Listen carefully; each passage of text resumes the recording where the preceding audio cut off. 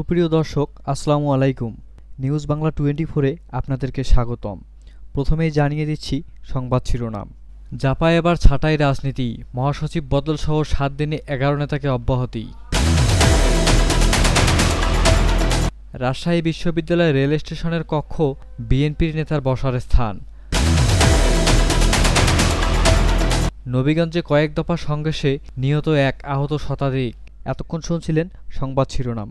পুরো খবর পেতে ভিডিওটি শেষ পর্যন্ত দেখুন। সর্বশেষ খবর পেতে চ্যানেলটি সাবস্ক্রাইব করুন। এবার বিস্তারিত। দলের কেন্দ্রীয় সম্মেলন ঘিরে উত্তেজনার মধ্যেই সোমবার 3 জ্যেষ্ঠ নেতাকে প্রাথমিক সদস্য পদসহ সব পদপদবি থেকে অব্যাহতি দিলেন জাতীয় পার্টির জাপা চেয়ারম্যান জিএম কাদের। তারা হলেন জ্যেষ্ঠ কো-চেয়ারম্যান আনিসুল ইসলাম মাহমুদ, কো-চেয়ারম্যান এবিএম রুহুল আমিন হাওলাদার ও মহাসচিব মোহাম্মদ মজিবুল হক চুন্নু। সেই সঙ্গে মুজিবুল হককে বাদ দিয়ে আর এক কো-চেয়ারম্যান শামীম হাওলাদার পাটোয়ারিকে নতুন মহাসচিব নিযুক্ত করেছেন তিনি। এ নিয়ে গত এক সপ্তাহে মোট 11 জন নেতাকে দল থেকে অব্যাহতি দেওয়া হলো। এটাকে জিএম কাদেরের ছাঁটাই রাজনীতি বলে আখ্যা দিচ্ছে দলের নেতাদের একটা অংশ।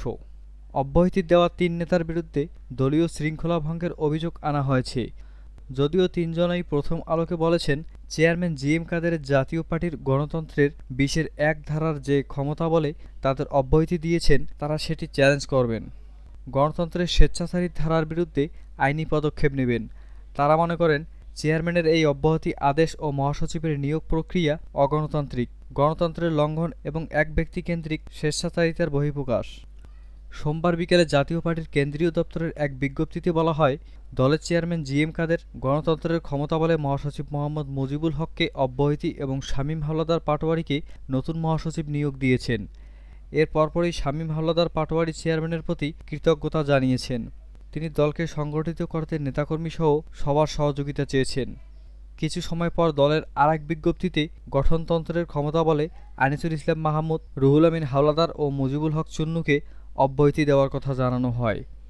তবে এই 3 নেতাকে অব্যাহতি দেওয়ার ক্ষেত্রে গত 25 জুন দলের জেলা ও মহানগর কমিটির সভাপতি সাধারণ সম্পাদকদের মতবিনিময় সভায় দলীয় শৃঙ্খলা ভঙ্গের অভিযোগ এবং শান্তিমূলক ব্যবস্থা গ্রহণের দাবির পাশাপাশি এ বিষয়ে 28 জুন প্রেসিডিয়াম সভায় গৃহীত সিদ্ধান্তের উল্লেখ করা হয়।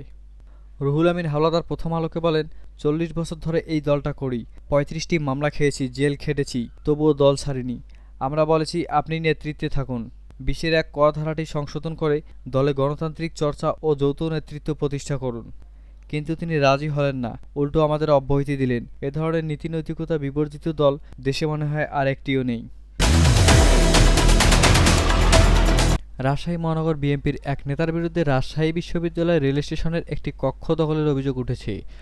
সম্প্রতি রেল স্টেশনটির একটি পরিত্যক্ত কক্ষ পরিষ্কার পরিচ্ছন্ন ও রং করে চেয়ার টেবিল বসিয়ে রাজনৈতিক কর্মকাণ্ড পরিচালনা করছেন বলেও অভিযোগ পাওয়া গেছে। স্থানীয় বাসিন্দাদের ভাষ্য অনুযায়ী কক্ষটি দখলের নেতৃত্ব দেওয়া নেতার নাম মোহাম্মদ একরাম আলী। তিনি মহানগর বিএনপির মতিহার থানার সভাপতি। দিনের বেলা কক্ষটি তালাবদ্ধ থাকলেও সন্ধ্যা বা রাতের দিকে মাসখানেক ধরে লোকজন নিয়ে তিনি সেখানে বসেন। রেল স্টেশনের কক্ষ দখলের বিষয়ে জানতে চাইলে একরাম আলী প্রথম আলোকে বলেন, কেন দখল করতে যাব আমি, কি দরকার? জরাজীর্ণ অবস্থায় অনেকদিন ধরে সেটি পড়ে ছিল। সেখানে মাদক সেবন ও অসামাজিক কাজ হয়। আমি খুলে সেটি পরিষ্কার করেছি। আমি দখল করছি না। জনগণের স্বার্থে সেটি জনগণ ব্যবহার করছে, সবাই বসে চা খায়। এখানে দখল করার কোনো বিষয় নেই। কর্তৃপক্ষের অনুমতি নিয়েছে কিনা জানতে চাইলে একরাম বলেন, কার অনুমতি লেবো রে ভাই, সেটি দুর্বল অবস্থায় পড়েছিল, সরকারি জায়গা সরকার নিয়ে নেবে, আমার অসুবিধা কী? রাজশাহী বিশ্ববিদ্যালয়ের রেল স্টেশনটি বিশ্ববিদ্যালয় সোহরাওয়ার্দী হলের উত্তর পাশে স্টেশন বাজার এলাকায় অবস্থিত। বিশ্ববিদ্যালয়ে শিক্ষার্থীদের চলাচলের সুবিধার্থে এই স্টেশন চালু করেছিল বাংলাদেশ রেলওয়ে। তবে দীর্ঘদিন ধরে এই রেল স্টেশনটি প্রায় অব্যাহত অবস্থায় পড়ে আছে। কিছু লোকাল ট্রেন এখানে দাঁড়ায়। বেশ কয়েকজন ছিন্নমূল মানুষ স্টেশনে রাত কাটায়। 5 আগস্ট রাজনৈতিক পট পরিবর্তনের পর কক্ষটি দখলে নিয়ে তালাবদ্ধ করে রাখা হয়েছিল। তবে মাসখানেক আগে থেকে ওই কক্ষে একরাম আলী ও তার অনুসারীরা নিয়মিত বসছেন। সেটি রঙিন রং করে চেয়ার টেবিল বসিয়ে পার্টি অফিস বানিয়ে রাজনৈতিক কর্মকাণ্ড পরিচালনা করছেন বলে অভিযোগ স্থানীয়দের। সরজমিনেও এই সত্যতা পাওয়া যায়। সেখানে দেখা যায় কক্ষটিতে একটি টেবিল বসানো আছে। টেবিলটির চারপাশে চেয়ার রয়েছে। সেখানে মহানগর মতিহার থানা বিএনপির সভাপতি একরাম আলী একটি চেয়ারে বসে আছেন। তার অনুসারীরা অন্তত 8 থেকে 10 জনকে সেই কক্ষের চেয়ারে বসেও দাঁড়িয়ে থাকতে দেখা যায়। তবে ওই কক্ষের কোনো সাইনবোর্ড বা ব্যানার চোখে পড়েনি।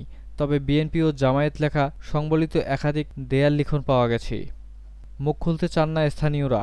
কে বা কারা রেল স্টেশনের কক্ষটি দখলে নিয়েছে এই সম্পর্কে জানতে চাইলে মাস দুয়েক আগে অন্তত ৩ দিন সরজমিনে যান এই প্রতিবেদক। সেখানকার অন্তত ৮ জন দোকানি ও স্থানীয় বাসিন্দাকে এই সম্পর্কে জিজ্ঞেস করলে তারা কেউই কথা বলতে রাজি হননি। বিষয়টি এড়িয়ে যাওয়ার চেষ্টা করেছেন তারা। মাসখানেক ধরে দখলে নেওয়া কক্ষটি সন্ধ্যায় বা রাতের দিকে মাঝে মধ্যেও খোলা হয়। খবর পেয়ে এই প্রতিবেদক ৩ দিন রাতে স্টেশন বাজার এলাকায় যান। এর মধ্যে ২ দিন কক্ষটি খোলা পাওয়া গেছে। নাম প্রকাশ না করা সত্ত্বেও স্টেশন বাজারের এক চায়ের দোকানি প্রথম আলোকে বলেন, জুলাই অভ্যুত্থানের পর কক্ষটি দখলে নেওয়া হয়েছিল। এরপর থেকেই সেটি তালাবদ্ধ অবস্থায় ছিল। তবে সম্প্রতি রং করে চেয়ার টেবিল বসিয়ে সেখানে নিয়মিত বসছেন তারা, বিএনপির লোকজন। শুনেছি বসার জায়গা হিসেবে কক্ষটি নিয়েছেন তারা। একরাম ভাই এই কক্ষ দখলে নেতৃত্ব দিয়েছেন। এ বিষয়ে বক্তব্য জানতে চাইলে রাজশাহী পশ্চিমাঞ্চল রেলওয়ের মহাব্যবস্থাপক ফরিদ আহমেদ প্রথম আলোকে বলেন, আমি নতুন বাজারে জয়েন করেছি। বিষয়টি সম্পর্কে আমি অবগত নই। আপনার মাধ্যমেই প্রথম জানলাম। আমি খোঁজখবর নিয়ে যদি এমন তথ্যর সত্যতা পাই তাহলে বিধি অনুযায়ী ব্যবস্থা নেওয়া হবে। হবিগঞ্জের নবীগঞ্জ শহরে ৪ দিন ধরে দফায় চলা একাধিক সংঘর্ষ, ভাঙচুর, লুটপাটের জেরে ব্যাপক ক্ষোভ ও উত্তেজনার বিরাজ করছিল। এ ঘটনায় শহরে ১৪৪ ধারা জারি করেছে উপজেলা নির্বাহী অফিসার। এরপরও সোমবার ঘোষণা দিয়ে আনমনু ও তিমিরপুর গ্রামের বাসিন্দাদের সংঘর্ষে একজন নিহত এবং শতাধিক বাসিন্দা আহত হয়েছেন। ২ গ্রামে সোমবার সংঘর্ষের এক পর্যায়ে নবীগঞ্জ শহরের আশেপাশের আনমনা, নোয়াপাড়া, রাজাবাজারের এক পক্ষের অপর পক্ষের পূর্ব তিমিরপুর, পশ্চিম তিমিরপুর ও চরগাঁও গ্রামের বাসিন্দাদের মধ্যে ছড়িয়ে পড়ে। নারী পুরুষ দুটি পক্ষ হয়ে কয়েক হাজার মানুষ এতে অংশ নেন। এতে পূর্ব তিমিরপুর গ্রামের অ্যাম্বুলেন্স চালক ফারুক মিয়া নামে একজন মারা গেছেন। এছাড়াও দুই পক্ষের কয়েকশো নারী পুরুষ আহত হয়েছেন বলে ধারণা করা হচ্ছে। এ সময় শহরের মধ্যে শতাধিক দোকানপাট ভাঙচুর ও লুটপাট হয়েছে। কয়েকটি ব্যবস্থা প্রতিষ্ঠানেও আগুন দেওয়া হয়েছে। বিশেষ করে ইউনাইটেড হসপিটাল ভাঙচুর, মাছ বাজার, হোটেল হাশেমবাগে ভাঙচুর ও লুটপাট হয়েছে। এছাড়াও শহরের মধ্যে বাজার, হাসপাতাল রোডের প্রতিটি মার্কেট ও দোকানপাট ভাঙচুর ও লুটপাট হয়েছে। শহরের মধ্যে চলে প্রায় ৪ ঘন্টা অরাজকতা বিরাজ করছিল। পরে যৌথ বাহিনী আপ্রাণ চেষ্টা করে সংঘর্ষ থামিয়েছে। আনমনু ও তিমিরপুর গ্রামের মধ্যে গুজব ছড়িয়ে বিদ্যমান উত্তেজনাকে উস্কে দিতে একটি বিশেষ মহল সাম্প্রদায়িক দাঙ্গা সৃষ্টি করার পায়তারা করছে বলে অভিযোগ উঠেছে। কারণ আনমনু গ্রামের বাসিন্দারা হচ্ছেন মৎস্যজীবী আর তিমিরপুর গ্রামের হচ্ছে অমৎস্যজীবীদের বাস। শুক্রবার রাতের সংঘর্ষের পর পুলিশ ও সেনাবাহিনীর যৌথ অভিযান শহরের পরিস্থিতি কিছুটা শান্ত করলেও শনিবার সকাল থেকে আবার উত্তেজনা ছড়িয়ে পড়ে। আনমনু গ্রামের লোকজন দেশীয় অস্ত্রশস্ত্র নিয়ে নবীগঞ্জ শহর ও আনমনু পয়েন্টে জড়ো হতে থাকলে আতঙ্কের দোকানপাট বন্ধ করে দেন ব্যবসায়ীরা। এর জের ধরেই শহরে যানবাহন চলাচল বন্ধ হয়ে যায়। রোববার সকালে ও রাতে সংঘর্ষ ও চোরাগুপ্তা হামলার ঘটনাও ঘটে। এর জেরে সোমবার সকালে ২ গ্রামের লোকজন পূর্ব প্রস্তুতি সভা করে সংঘর্ষে লিপ্ত হয়। শহরে সংঘর্ষের সুযোগ নিয়ে হামলা ও লুটপাট চালায় একটি সংঘবদ্ধ চক্র। শামীম আহমদ নামে এক ব্যবসায়ী ও কয়েকজন প্রত্যক্ষদর্শীরা জানান, বাজারে যখন আতঙ্কের নীরবতা নেমে আসে এবং কেউ থাকে না, তখন এই চক্রটি ব্যবসা প্রতিষ্ঠানে ঢুকে হামলা ও লুটপাট চালায়। এভাবে ৪ দিনে বাজারে অন্তত ৫০টি দোকানে ভাঙচুর ও লুটের ঘটনা ঘটেছে। ব্যাটারি চালিত মিশুক ভাঙচুর করে ব্যাটারি চুরি করা হয়েছে। এছাড়াও আরও কয়েকটি মিশুক ভাঙচুর ও মোটরসাইকেলে আগুন দেওয়া হয়েছে।